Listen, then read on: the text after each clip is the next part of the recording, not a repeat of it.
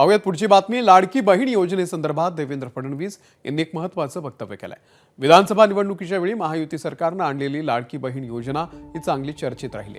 महिलांना दरमहा 1500 रुपये देणारी ही योजना आहे आणि ही योजना बंद होणार नाही असं मुख्यमंत्री देवेंद्र फडणवीस यांनी सांगितलंय। लाडकी बहीण योजना सुरू केल्यानंतर 40 ते 45 हजार कोटींचा भार बजेटवरती आल्यानं फिस्कल स्पेस कमी झालेली आहे। मात्र लाडकी बहीण योजना आम्ही बंद करणार नाही।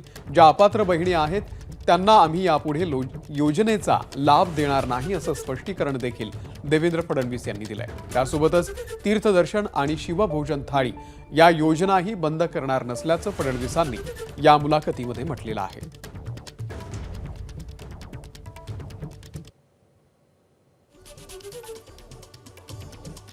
तर काय म्हणालेले आहेत देवेंद्र फडणवीस? लाडकी बहीण योजना किंवा इतर कुठलीही योजना आम्ही बंद करणार नाही। लाडकी बहीण योजनेमध्ये अनेक अपात्र बहिणींनी लाभ घेतलेला आहे। साधारणतः 10 लाख ते 15 लाख एवढी ही संख्या जाऊ शकते। त्यातल्या अनेक बहिणींनी लाडकी बहीण योजनेचा लाभ घेणं सोडणं सुरू केलेलं आहे।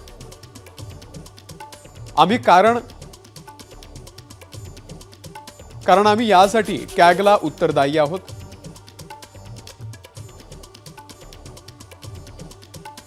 कॅगकडून विचारणा झाल्यानंतर आम्हाला त्याचं उत्तर द्यावं लागतं। अशा गोष्टी यापुढे घडू नये म्हणून अपात्र महिलांना लाडकी बहीण योजनेचा लाभ यापुढे मिळणार नाही। मात्र आतापर्यंत जो निधी त्यांना मिळाला आहे तो आम्ही परत मागणार नाही। तीर्थदर्शन आणि शिवभोजन थाळी या योजनाही बंद करणार नाही। एबीपी माझा, उघडा डोळे बघा नीट।